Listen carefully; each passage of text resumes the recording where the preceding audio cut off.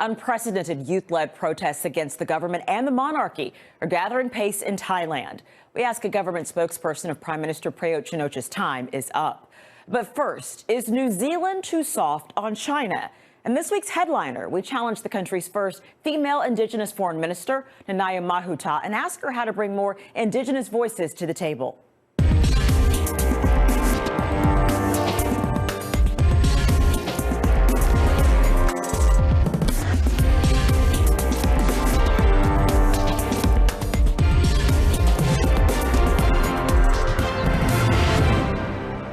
Nanaia Mahuta, thank you so much for joining us on Upfront.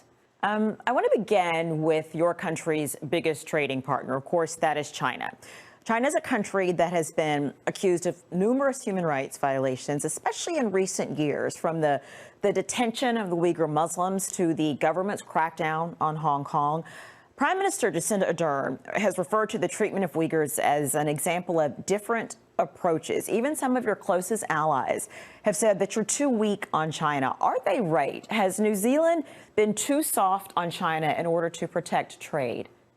Well, we have a mature relationship with China, and what that means is that we're able to, in a very consistent way, promote the values and the things that we believe in, and are able to have the difficult conversations with China. And it's important to ensure that as we mature our relationship, there's an understanding about our stance on human rights issues and the values that we uphold in terms of the way that we treat people, and an open democracy, being fair. And we're working towards, by and large, advocacy for greater stability and peace within our region. That's well understood by China, and it's important as we navigate our way through the relationship with China, because we have a significant population here in New Zealand and they are our largest trading partner, that we can continue to have dialogue. Is that enough?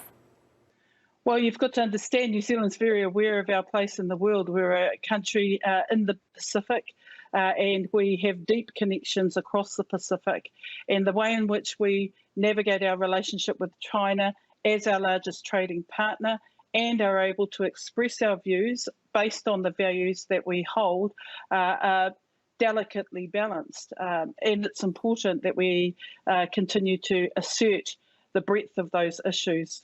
Okay, you're talking about the part of the world where New Zealand is, so let's stay there for a moment. Over the past decade, there has been significant documentation about evidence of crimes against humanity committed in West Papua. That territory, of course, is administered by Indonesia. It's home to more than 1 million Indigenous peoples. Anywhere from 100,000 to 500,000 people have been killed there since the 1960s, and it's actually difficult to get a really clear number because of restrictions on international observers. There's also been reports of systematic rape and violence against women. Do you support independence for West Papua?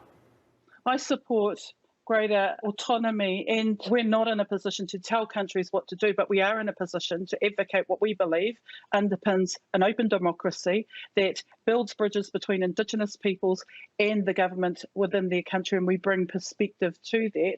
And importantly, the way we treat women and children, and as a result of the impact of COVID-19, deepening the resilience of economic recovery so that many more people within country can benefit. Now, we can share that perspective across the world and in our region based on what we do as a country, and we are in a strong position to do that. So New Zealand remains the only major buyer of phosphate from the Western Sahara. Your government has not recognized Moroccan sovereignty in that region, yet it continues to be one of the biggest importers of phosphate. Should New Zealand really continue to be involved in a blood trade that fuels human rights abuses and geopolitical tensions?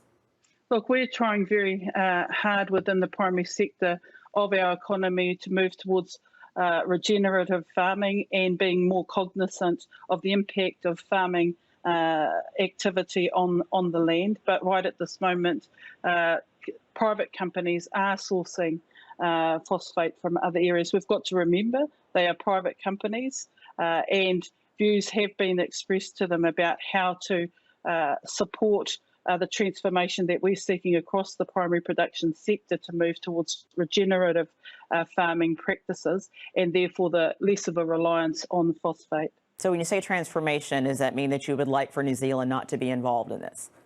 over time, but it's not going to be something that can happen overnight. Our economy is significantly vested in the success of our primary productive sector under our government in the last 3 years and going forward. Our Minister of Primary Industries has released Te Taeao, Fit for a Better Future, which promotes the types of activities in terms of primary production, ways in which we can move to improve our impact on the environment while still being very productive, sending goods to market for a high value. But this is not going to happen overnight. Last week, our country declared a climate change emergency and committed to a carbon neutral government by 2025. The Prime Minister Ardern, said the country must act with urgency, her exact words. That sounds great, right? But a carbon neutral government in 4 years, is that actually enough? Because experts have said that New Zealand's lack of action to date is embarrassing and untenable. Your net emissions have risen 60% over the past 20 years. So what does acting with urgency look like in what you all have declared an emergency? Well, by showing leadership in what we do have control over across the public sector. So we can move the government fleet of vehicles, for example, to electrical vehicles, which will make a significant difference across our small country. We can send a signal that we are going to phase out coal boilers, which again will make a difference. And we can ensure that the building standard has a green code, so that again greater efficiency. So we're dealing with what we know we can do as a government to show leadership and then influence the private sector and other parts of our society to say, if we can work together on our ambition to tackle the challenge of climate change in a very local way, then our kids and their kids will benefit. And again, this is making sure we keep up momentum to the challenge that is affecting us all around the world. So it sounds like you're describing trying to set an example and hoping that the private sector and other companies will come along, but might they need some nudging? Obviously, they will need some nudging, but we're experiencing the same storm as the whole world is in terms of the COVID-19 response, and it took a team of 5 million to join that effort. And the urgency with which we address what we can do in relation to climate change will take that same effort. So should New Zealand's environmental policies include a ban on mining iron sand off the North Island's Taranaki coast? So Maori maintain customary claims, as you know, to the foreshore and have opposed the plan for years. How do you reconcile the rights of your people when you're in a role that requires you to defend the government of New Zealand?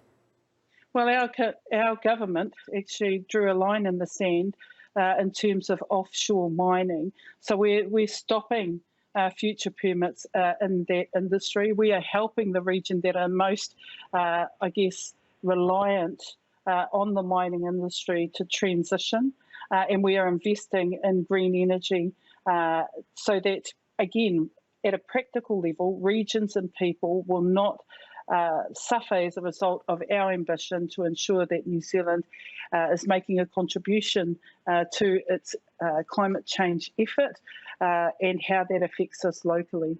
So it was back in 2004 when you did create a bit of controversy when you eventually voted for the New Zealand Foreshore and Seabed Act. I mean, that's something that the UN criticized. They released a report on that law stating that the law contained discriminatory aspects against the Maori. You were the chairperson of Maori Affairs at the time. Do you regret that vote? No, I don't. And that comment was made when the bill was introduced into Parliament, and there were many iterations before its final passing. And time has passed in relation to other legislation that has come in to try and address that issue. I can say that my mandate at the time was put to my electorate, and they continued to support me because there was a way through.